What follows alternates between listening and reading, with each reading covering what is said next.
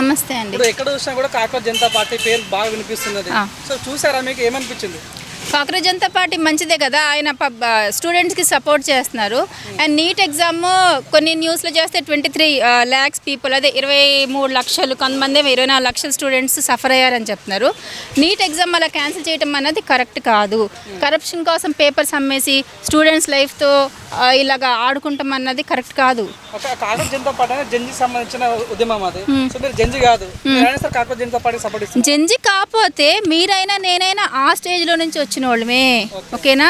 అందరూ కూడా student stage నుంచి ఇలా ఇలా ఇలా వచ్చుకునే వాళ్ళమే.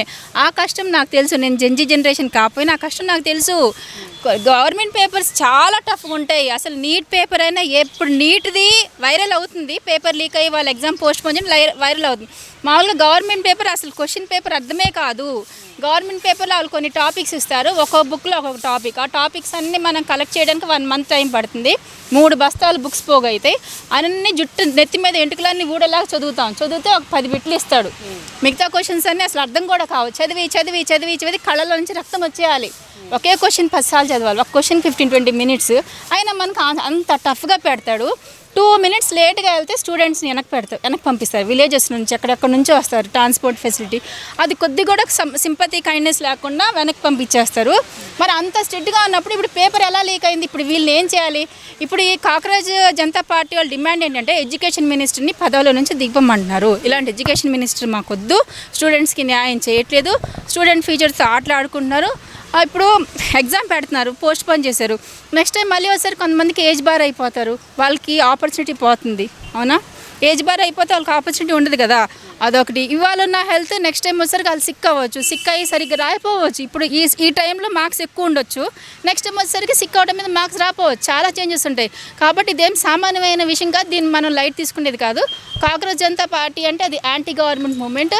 ఇది ఫస్ట్ ఢిల్లీలో స్టార్ట్ అయింది, నెక్స్ట్ రాజస్థాన్లో స్టార్ట్ అయింది, మొన్న హైదరాబాద్లో ఇందిరా పార్క్లో కూడా కొంతమంది స్టార్ట్ చేశారు. నాకు తెలిసి ఇది ఇండియాలో 29 స్టేట్స్లో అన్నింటిలో స్ప్రెడ్ అవుతుంది.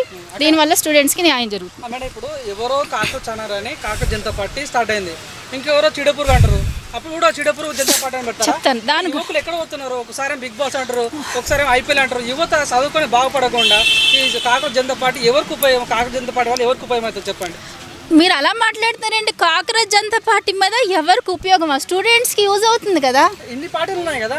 ఎన్ని పార్టీలు? చాలా పార్టీలు ఉన్నాయి దేశంలో. చాలా పార్టీలు అంటే ఎవ్వరు కూడా స్టూడెంట్స్ కోసం ఇలా ధర్నాలు స్ట్రైకులు చేసి ముందుకు రాలేదు. జస్ట్ వింటున్నారు, వదిలేస్తున్నారు. 2 days రోడ్ మీద ప్రొటెస్ట్ చేసి బ్యానర్స్ అంతే. ఇంత స్ట్రాంగ్గా ఎవరు స్టూడెంట్స్ కోసం స్ట్రగుల్ కాలేదు. సో కాక్రోచ్ జనతా పార్టీ బాగుంది. ఆయన అలా కొట్టడం కూడా కరెక్ట్ కాదు. ఎక్కడో ప్రొటెస్ట్ చేస్తుంటే కొంతమంది వచ్చి కొట్టారు, అది అసలు కరెక్టే కాదు. ఇప్పుడు కొట్టిన వ్యక్తికి సహజంగా కొట్టిన వ్యక్తిని అరెస్ట్ చేస్తారు, కానీ కొట్టిన వ్యక్తికి దండలు వేసి శాలులు వేసి సన్మానిస్తున్నారు. ఇక్కడ కొట్టినోడు గొప్పడా, దెబ్బలు తిన్నాడు గొప్పడా? దెబ్బలు తిన్నాడే గొప్పవాడు. ఆయన మంచి పని కోసం దెబ్బలు తిన్నాడు. దెబ్బలు తిన్నవాడు గొప్ప కాదని నేను అన్ను. దెబ్బలు తిన్న ఆయన గొప్ప. ఆయన ఎందుకోసం అంటే ఆయన మంచి పని చేసి దెబ్బలు తిన్నాడు. చెడ్డ పని అయితే ఏం చేయలేదు కదా. చెడ్డ పని చేసిన వాళ్ళు పైన ఎడ్యుకేషన్ మినిస్టర్, ఈ రాజకీయ నాయకులు మరి ఎవరు లీక్ చేశారో తెలియదు. దీనికి మల్టిపుల్ రీజన్స్ ఉన్నాయి. వాళ్ళని అసలు దెబ్బలు వేయాల్సింది. అది ఇప్పుడు కాక్రోచే. ప్రకాష్ రాజ్ గారు ఎన్నోసార్లు మన మోడీ గురించి మాట్లాడారు. ప్రకాష్ రాజ్ గారే కాక్రోచ్ జనతా పార్టీ సపోర్ట్ ఇస్తున్నారు. అంటే కావాలండి బీజేపీ టార్గెట్ ఇస్తున్నారు అనుకోవచ్చా కాక్రోచ్ జనతా పార్టీ? అసలు కాక్రోచ్ జనతా పార్టీకి భావజాలం ఏంది అసలు? భావజాలం ఏంటి? ఇప్పుడు దాని మీద కొన్ని రూమర్స్ స్ప్రెడ్ అవుతుంది. కొంతమంది హ్యాడన్ చేసేసి కాక్రోచ్ని స్ప్రే కొడితే చచ్చిపోతాయిలే అంటున్నారు.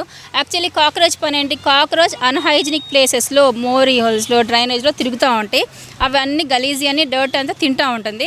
ఇప్పుడు ఈ కాక్రోచ్ జనతా పార్టీ స్ప్రే కొడితే సావదు, ఓకేనా? గవర్నమెంట్ సెక్టార్లో ఎవరైతే చీడపురుగులు ఉన్నారో వాళ్ళందరినీ దించి చీడపురుగులందరూ చంపడానికి వీళ్ళ దగ్గర దించడానికే వచ్చారు, అది క్లీనింగ్ చేయడానికి వచ్చారు.